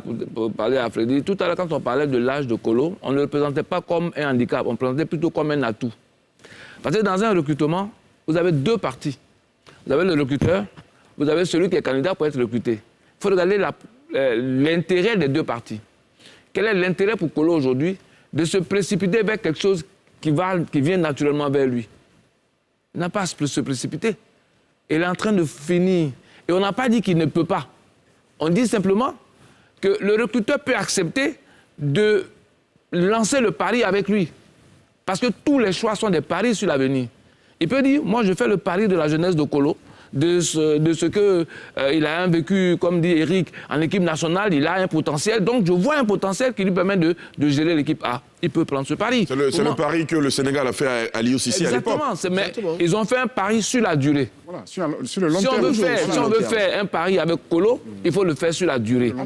Et comme je sais que nous ici, on fait rarement des paris sur la durée, c'est pour ça que moi je me mets du côté de Kolo et de ses intérêts. Je dis, si je suis Kolo, je ne me précipite pas. Parce que je ne vais pas aller 2 ans me faire dégommer. Et puis, qu'est-ce que je fais? Je reviens en Europe, me chercher un autre club. Ça ne sert à rien. Il ne faut pas se presser. Il a les atouts, il a même le potentiel, mais à sa place, moi, je ne me précipiterai pas. Les recruteurs, c'est-à-dire la Fédé, si le recrute, moi, je ne verrai pas d'inconvénient. Mais je crois que s'il veut le recruter, il faut qu'il fasse un travail avec lui sur un projet à long terme. Il fait la CAN 2023, il fait la CAN 2025, et peut-être la 2027 s'il faut, pour lui laisser le temps de s'aguerrir et de faire les choses comme il faut. Il peut gagner dès la première compétition. Mais il faut lui faire confiance. Il faut lui faire confiance sur la durée. Le maître mot, c'est la confiance. Sur la durée. C'est-à-dire, on lui dit, on veut que tu atteignes ce niveau, mais si tu ne l'atteins pas, continue de travailler. Et en ce moment, il peut prendre le risque sur sa carrière de venir engager et à ce moment, la communication est claire, les Ivoiriens seraient moins frileux. Écoutez, Ali, quand on met objectif... minimum demi-finale. Tout est dit. Ça veut dire qu'on peut prendre le risque avec Kolo. Parce qu'il n'a pas l'obligation de gagner la CAN. Voilà. Donc tout est dit. Ça veut dire qu'on se projette déjà. Maintenant, ça veut dire... Laissez-le terminer, c'est fini. Je viens. Ça veut dire que déjà, vous avez donné un objectif qui est peut-être atteignable. Même s'il n'arrive pas, mais déjà, vous avez donné un objectif, vous avez donné une indication pour dire qu'on peut aller sur du long terme. Il n'est pas obligé de gagner la CAN cette année. Mais je vous dis, pour nous, on va être plus indulgent avec Kolo. Parce qu'on voit... le potentiel du garçon, on sait qu'il est capable d'aller devant. On va se projeter avec Kolo sur 1 année, sur 2 années, sur 3 années, même sur 4 ans. C'est un projet à long terme. Et il a le profil idéal, à mon avis. On parle de Choalio. Moi, j'ai plutôt peur pour Choalio, lui. Le pauvre national. Lui, on l'expose plutôt. Parce qu'on parle de son vécu. Mais donne-moi son CV, Choalio. Il a coaché les équipes en Côte d'Ivoire, il a remporté. OK. Mais l'équipe nationale a un certain standing aujourd'hui. L'équipe nationale de Côte d'Ivoire, écoutez, il y a un certain standing. Les joueurs qui côtoient l'équipe nationale de Côte d'Ivoire aujourd'hui. Quel était le CV de Zawi François avant de prendre la sélection? Zawi François, son CV. Attendez, Zawi François, international confirmé, il a gagné. Non, laissons non, vous parlez. Allez, vous n'allez pas parler ensemble, monsieur. Je termine. Terminez Oui, je termine. Pour dire que moi, j'ai plus peur même pour Choalio. Parce qu'il va rentrer dans un système comme ça où il risque, lui, de se faire griller. Heureusement, il se contente d'être un adjoint. OK, ça va. Mais je veux dire qu'on peut prendre le risque. Un national peut prendre l'équipe A. Celui qui, à mon avis, a le meilleur profil aujourd'hui, je pense que Kolo, il pouvait le faire. Si lui-même, il décide de ne pas le faire, tant mieux. On sera obligé de chercher ailleurs. Mais je pense qu'il avait le profil idéal, à mon avis. D'accord, très rapidement. Il faut revenir au projet. Oui, rapidement. Le projet dit, on prend un entraîneur de haut niveau auquel on a joué un national. Ça veut dire que le haut niveau qu'on prend là, c'est sur une durée très réduite. Ce n'est pas forcément sur du long terme. Donc si on prend Kolo pour ce rôle-là, qu'est-ce qu'il fait dans 2 ans, dans 3 ans? Non, pour moi, non. Il est bon, le gars. Mais dans ce cas, le national que tu recrutes, le projet, il y a un problème. Mais comme on dit, on prend un entraîneur national et on lui adjoint un entraîneur. Et puis même là encore, dans le principe, c'est inadmissible. Monsieur, s'il vous plaît. D'accord, messieurs, vous allez réagir, vous allez poursuivre le débat après cette intervention de monsieur Achiro Rachid qui nous appelle d'Abobo, me semble-t-il. Il estime qu'on parle beaucoup des entraîneurs principal et adjoint, et qu'on ne parle pas suffisamment de la DTN, du directeur technique national, alors que c'est très important. Monsieur Achiro, on vous écoute. Bonsoir. Oui, bonsoir, comment vous allez? Ça va bien, merci, allez-y. D'accord. J'écoute en tout cas l'émission, et c'est ce que je disais tantôt. Notre direction technique nationale, pour moi, est inexistante. Ou elle existe et on ne la voit pas. Et aujourd'hui, on parle du sélectionneur, mais le sélectionneur qui viendra, il vient appliquer quoi? Qu'est-ce qui a été prédéfini par la Fédération ivoirienne de football? Quel est l'objectif? Qu'est-ce qu'on prépare par rapport aux nouveaux, c'est-à-dire aux U17, aux U20, qui après deviendront les seniors? Qu'est-ce qui est fait pour que la sélection ivoirienne puisse être compétitive à tous les niveaux? C'est vrai qu'aujourd'hui on parle de la sélection A, mais attendez, la Côte d'Ivoire ne joue pas seulement que la Coupe d'Afrique des Nations. La Côte d'Ivoire joue aussi la CAN Junior. La Côte d'Ivoire joue la Coupe du Monde Cadet. Donc, qu'est-ce qu'on fait pour ceux-là, avant même de parler de cette sélection A? C'est vrai que la sélection A, il y a la Coupe d'Afrique des Nations qui arrive, mais il faut aussi penser à l'équipe nationale de façon intégrale. Et quand je parle de façon intégrale, c'est de façon intégrale. Et le sélectionneur qui viendra, il faudra qu'il s'inscrive dans les ambitions ou la vision de la Fédération ivoirienne de football. Et aujourd'hui, quelle est cette vision-là? Très bien. Merci beaucoup, M. Achiro. Merci de nous avoir appelés depuis Abobo et merci pour ce point de vue justement sur la direction technique nationale. Bakayoko Kapi, réaction? Oui, je suis d'accord avec le propos du téléspectateur. Mais n'a pas voulu volontairement parler de la DTN parce que c'est un autre gros débat. C'est ça. Qu'on va faire? On a parlé plutôt du projet. Mais le projet comprend la DTN et toute l'organisation autour de l'équipe nationale. Là, on s'est focalisé sur le processus qu'ils ont engagé. C'est cela. OK, on s'est prononcé là-dessus. Mais sinon, nous avons bien conscience qu'effectivement, il y a un besoin de prospective. Et ce besoin, on peut le confier ou à une DTN très forte ou à un sélectionneur A qui est le patron de l'ensemble du système. C'est la Fédé de donner comment son projet se présente. Quand on aura ça, on pourra en discuter. Sinon, effectivement, il a raison. Il faut prendre la sélection, tout ce qui est sélection de façon intégrale, parce que c'est une suite logique. Et la qualité de nos équipes A, la faiblesse actuellement de nos équipes A, justement, c'est que ce ne sont pas des équipes construites depuis les catégories des jeunes. On ne voit pas cette progression qui permet à un moment donné à une génération d'arriver à maturité en A. Donc c'est un vrai élément avec lequel on va interroger l'équipe actuelle de la fédération. Il y a un de nos internautes qui rejoint pas mal d'intervenants sur ce plateau. Il dit la chose suivante, je trouve que c'est assez pertinent. Il faut qu'on arrête cette habitude de concevoir les projets sportifs sur des périodes réduites. Ça ne mène nulle part. Est-ce que vous êtes d'accord avec cela, Freddy? Mais c'est ce que moi j'appelle le one-shot. C'est-à-dire, on a une opportunité. La Grèce a pu gagner avec Otto Rehhagel en 2004, mais miraculeusement. Ça arrive combien de fois dans la vie? Il n'y a pas eu de suite. C'est pareil pour le Danemark en 92. Et puis après, on s'éclipse. Pourtant, j'aime bien prendre en exemple la tradition allemande. Aujourd'hui aussi, qui est suivie par la tradition espagnole. Quand vous avez vu, Salif, la Nationalmannschaft qui a connu des périodes difficiles, notamment en 2004 à l'Euro portugais. Hein, et puis, ils ont décidé de tout changer. Ils sont venus, à partir de 2006, et leur demi-finale contre l'Italie. En 2008, ils ont joué la finale de la Coupe d'Europe contre l'Espagne.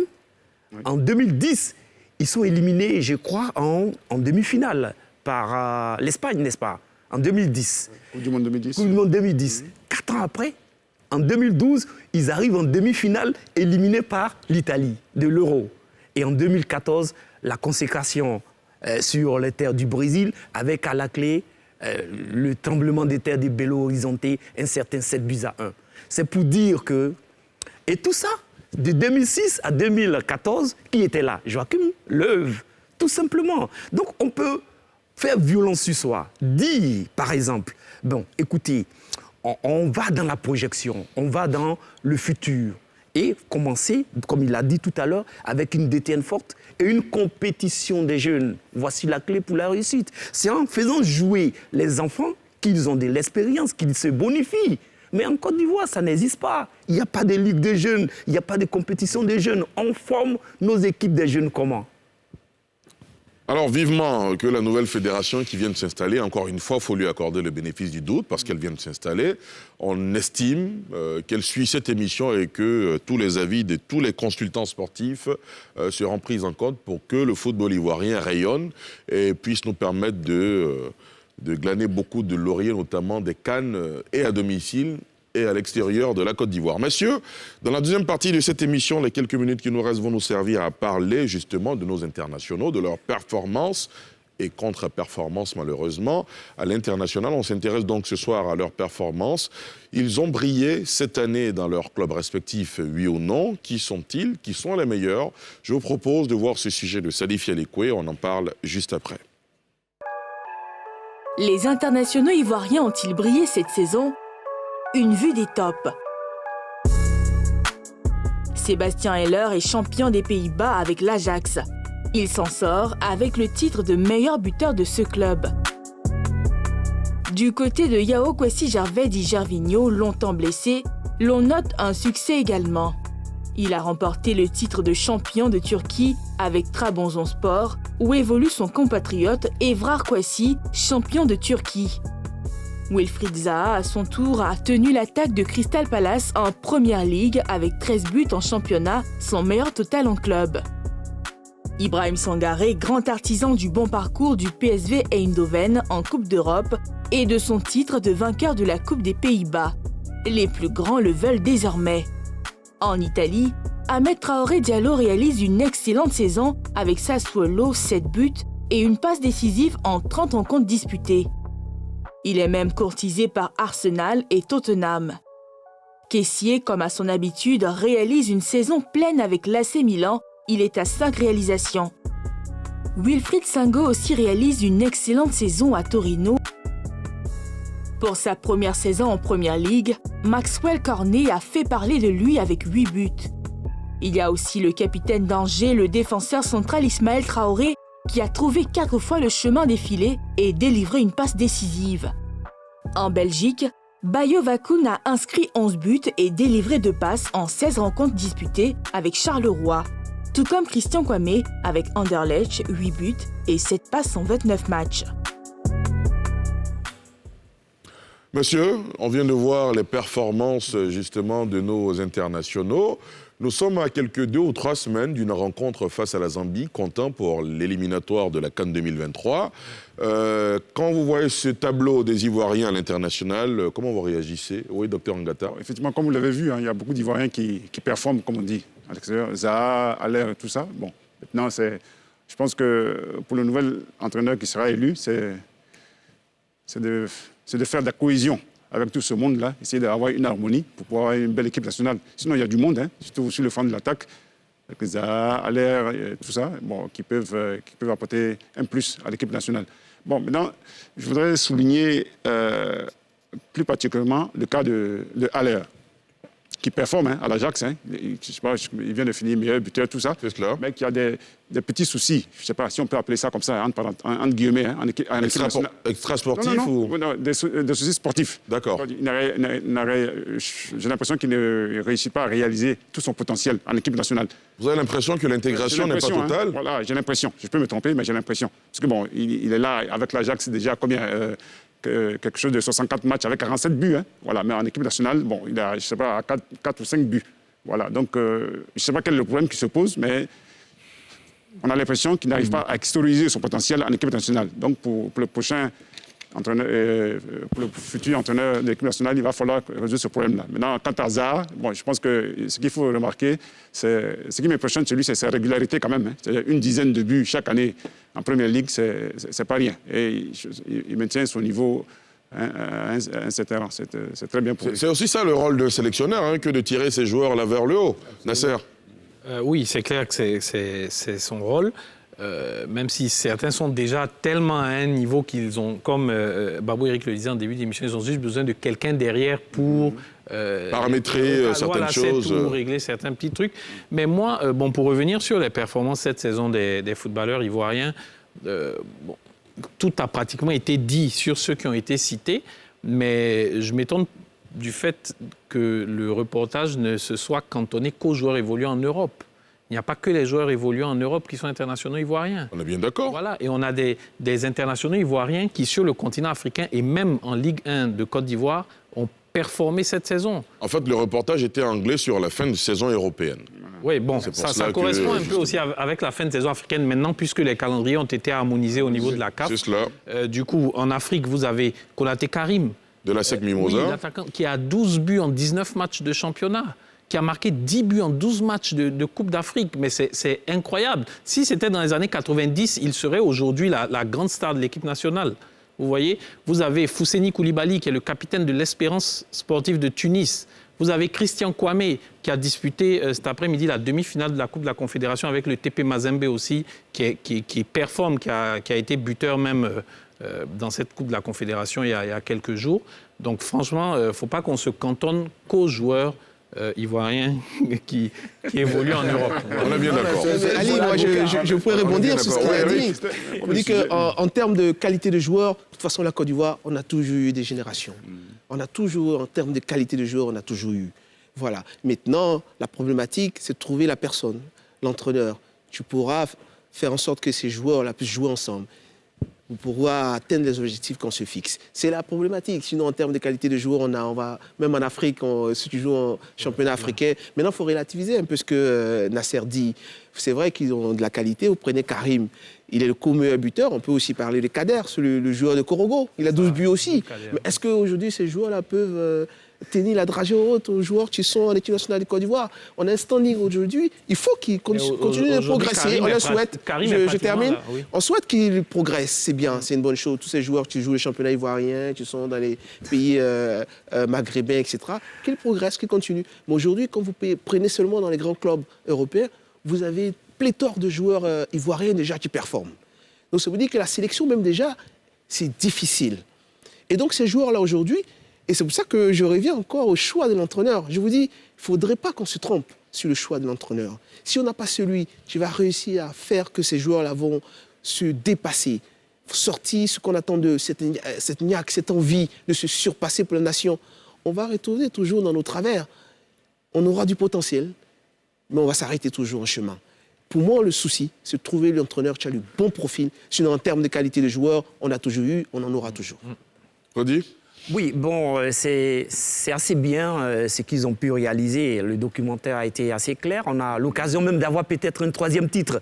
Le Scudetto, si Franck Kessié d'aventure venait à gagner avec la formation du Milan AC. Je rappelle que dans le derby de Lombardie contre l'autre club de Lombardie, l'Atalanta Bergame, la formation milanaise s'est imposée, je crois, 2-0. Donc, il reste pratiquement la dernière journée pour acter. Non, il ne faut pas de l'Inter, ils seront... Et c'est terminé. Voilà, donc c'est dire, on a 3 titres de champion en Turquie, où, pour une fois, ce n'est pas le Beşiktaş, le Fenerbahçe ou encore Galatasaray, c'est du côté des Trabzonspor, où évoluait Zokora Didier Maestro. Et puis, on a une coupe avec celui qui est du côté des Philips Sportvereinigung, le PSV Eindhoven. Moi, je pense réellement que la Côte d'Ivoire, depuis un moment, a eu quand même la chance d'avoir de la crème. Okay. Et pourtant, les résultats ne suivent pas. On parlait de Kolo tout à l'heure, mais personne n'a voulu mentionner que c'est depuis la SEC qu'il a été transféré à Arsenal pour jouer ensuite une finale de Coupe d'Europe, la Ligue européenne des champions, face au Football Club de Barcelone en 2006 au Stade de France. Donc, on peut quitter la SEC et aller s'imposer dans une charnière centrale où il y avait Dixon, Martin Kioun. Bon, écoutez, essayons, quand c'est bon, essayons. Très bien. En fait, il y a plus de 400 joueurs ivoiriens évoluant à l'étranger. Il est vrai qu'on regarde que ceux qui jouent en Europe, mais c'est juste une question de médias. Il y a ceux qui sont exposés. Surmédiatisés. Exactement. Et puis il y a ceux qu'on voit beaucoup moins. Et donc, on a du mal à évaluer. À valoriser. Voilà, exactement. Et l'autre aspect, moi je l'ai souvent dit, nos sélections recherchent les joueurs les meilleurs du moment. Et parfois, ça nous emmène à créer des attelages un peu difficiles. Moi, je dis souvent, ce n'est pas de prendre les meilleurs qui fait la meilleure équipe. C'est de prendre les meilleurs qui sont complémentaires. Donc, il est important, on l'a dit tout à l'heure, que nos équipes se construisent depuis les équipes des jeunes. C'est le fait de jouer dans les différentes catégories en équipe nationale et ensemble qu'ils vont construire les complémentarités qui leur manquent souvent en haut. Parce que quand on prend nos garçons, on a vu lors des 2 matchs amicaux, on a été submergé par l'équipe d'Angleterre parce que justement notre collectif, nos garçons ont montré qu'ils n'avaient pas de vrai vécu collectif depuis de longues années. Ils ont joué sur ce qu'ils savent faire parce qu'ils ont un bon niveau individuellement, mais collectivement, on les a vus dépassés par le jeu de personnes qui jouent ensemble depuis plusieurs sélections avant. Donc, pour moi, nos joueurs seront toujours parmi les meilleurs parce que nous avons du talent ici. Parce que depuis déjà une bonne dizaine d'années, la formation ici a été vulgarisée. Tous les enfants ont quasiment les fondamentaux. Avant, quand on allait en Europe, les Européens se croyaient obligés de nous apprendre les fondamentaux du jeu collectif, de beaucoup de choses. Aujourd'hui, nos garçons qui y vont, ils ont déjà ces fondamentaux. Et après, ils ont leur talent pour exploser. Je trouve qu'ils font des très bonnes saisons, notamment ceux de l'Europe qu'on a vus. Mais ramener à l'équipe nationale, il faut qu'on apprenne à construire depuis la base. Notre équipe nationale de 2020, l'équipe olympique et l'équipe des anciens de 2013, ceux qui ont pris la Coupe d'Afrique, quand on les voit jouer ensemble, on voit qu'ils ont un vécu depuis toujours, même quand ils sont dans les clubs divers, quand ils se retrouvent, pour avoir fait cette compétition ensemble, ils ont un vécu. Donc il faut qu'on apprenne effectivement à construire sur la longue durée à nos enfants, à les encourager à performer pour qu'ils se rendent bien compte qu'être sélectionné en équipe nationale, c'est un privilège, c'est accéder à une élite. Non, on doit avoir un comportement qui va avec ça. On doit sentir qu'on doit mériter cette confiance. On ne doit pas venir comme un syndicaliste qui vient avec des droits. On doit venir comme quelqu'un qui sent qu'il a été appelé parce qu'il a un plus que les autres n'ont pas et qu'il doit prouver à l'ensemble de la nation. Et ça, ce n'est pas l'entraîneur qui construit, c'est la Fédé qui doit construire ça. Il faut construire un cadre de l'équipe nationale qui montre à tout le monde. On ne vient pas en équipe nationale en villégiature, on vient parce qu'on est parmi les meilleurs et il faut toujours se battre pour être parmi les meilleurs dans le jeu et dans le comportement. Il ne faut surtout ne pas venir comme un syndicaliste qui n'a que des droits. Je retiens cette image. J'imagine que vous avez des clichés qui vous passent par la tête quand vous évoquez cette belle image. Alors, je viens à vous tout à l'heure, docteur. Le temps pour nous de prendre l'intervention de M. Karamoko qui, lui, nous appelle depuis San Pedro. Il estime qu'on ne valorise pas suffisamment les joueurs locaux, comme le disait tout à l'heure Nasser. Monsieur Karamoko, bonsoir. Salut. On vous écoute.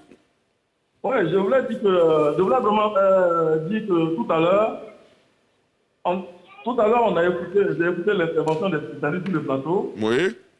Et j'ai dit que je suis en partie d'accord avec Nasser, qui dit qu'en matière de performance, il faut tenir compte aussi de ceux qui jouent sur le plan local, à savoir soit en Côte d'Ivoire ou bien dans le reste des championnats d'Afrique. On est bien d'accord.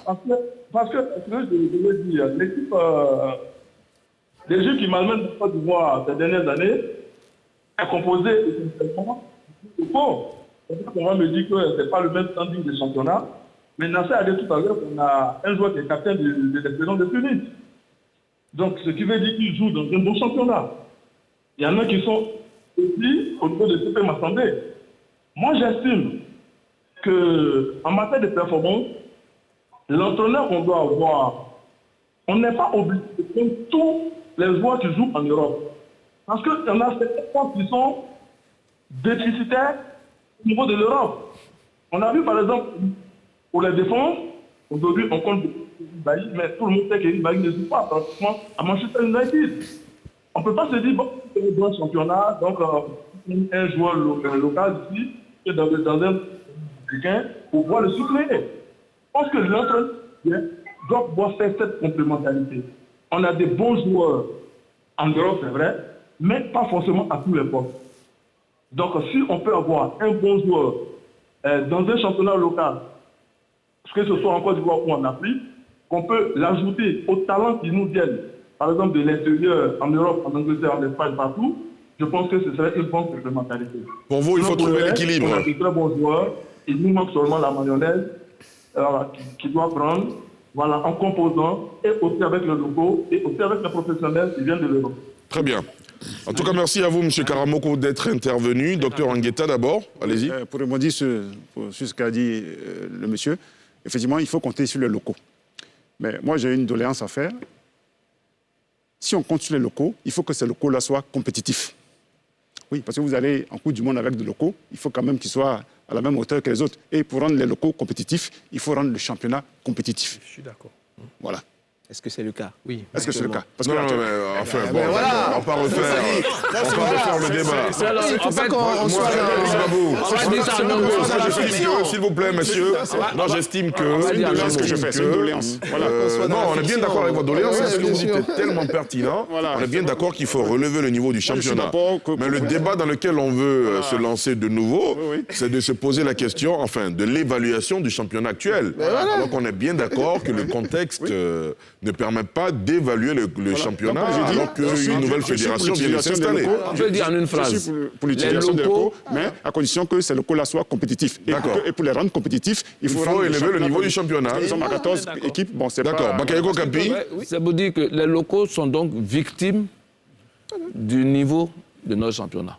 C'est-à-dire, même quand ils sont bons, on est persuadé que la pression, le rythme du jeu imposé à certains niveaux, tout ça peut leur être préjudiciable. Absolument. Donc les entraîneurs hésitent à les prendre, rien que pour cela. Ils ne nient pas leur talent, ils nient simplement leur habitude d'un bon niveau et de la pression. D'accord. Nasser, pour terminer? Non, moi, c'était juste pour faire un petit... par rapport à... Une précision par rapport à l'appel? Enfin, en raccrochant, non, recadrer un peu les choses en raccrochant, il a dit on veut des professionnels et des locaux. Et c'est un lapsus, malheureusement, que beaucoup de journalistes et de professionnels font. En tout cas, pas à NCI. Oui, mais le contraire de professionnel, c'est pas amateur. C'est amateur. C'est cela. C'est pas locaux. Le contraire de local, ce n'est pas professionnel, c'est expatrié. On est bien d'accord. Messieurs, à présent... nous allons attribuer les cartons de la semaine. Ce sera juste après ceci.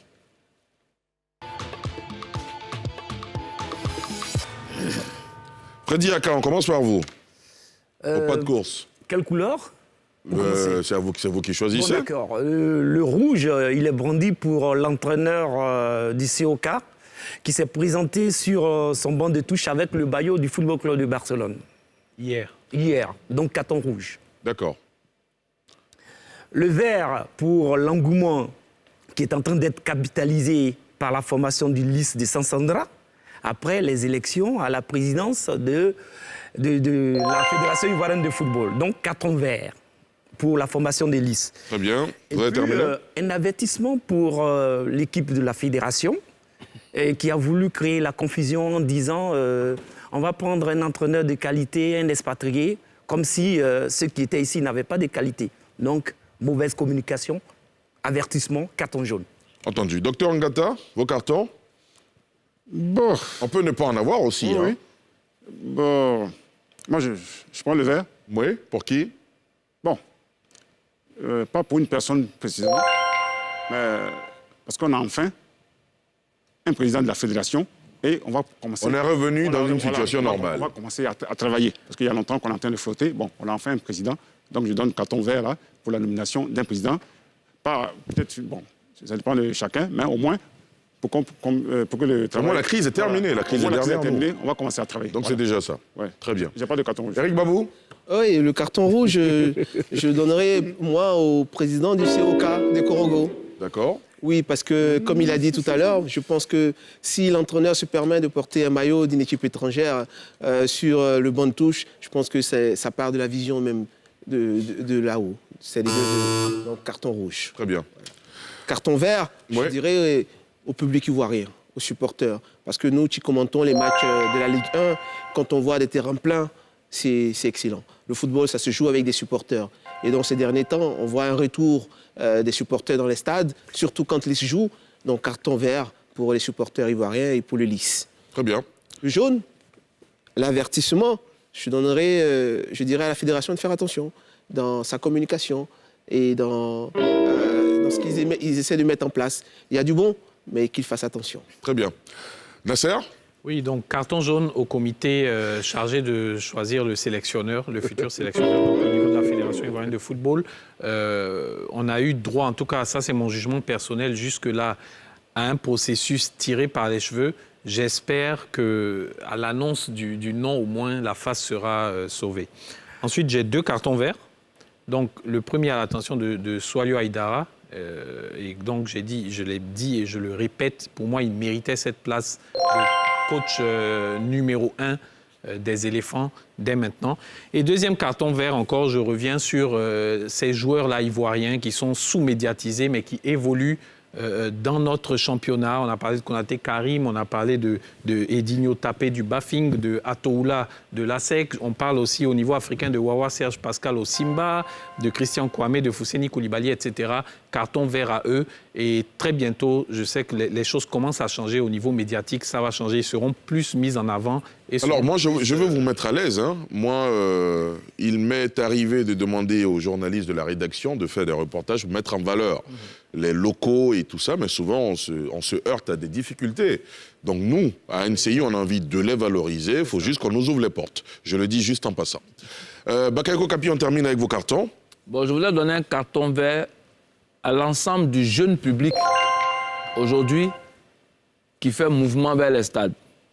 C'est vrai que leur motivation mériterait d'être améliorée, mais ça fait plaisir de voir des jeunes au stade. Aujourd'hui, la désaffection des stades vient du fait, à mon avis, il y a un certain nombre de facteurs, mais le premier facteur, c'est que les générations, les gens n'ont pas compris qu'il faut transmettre.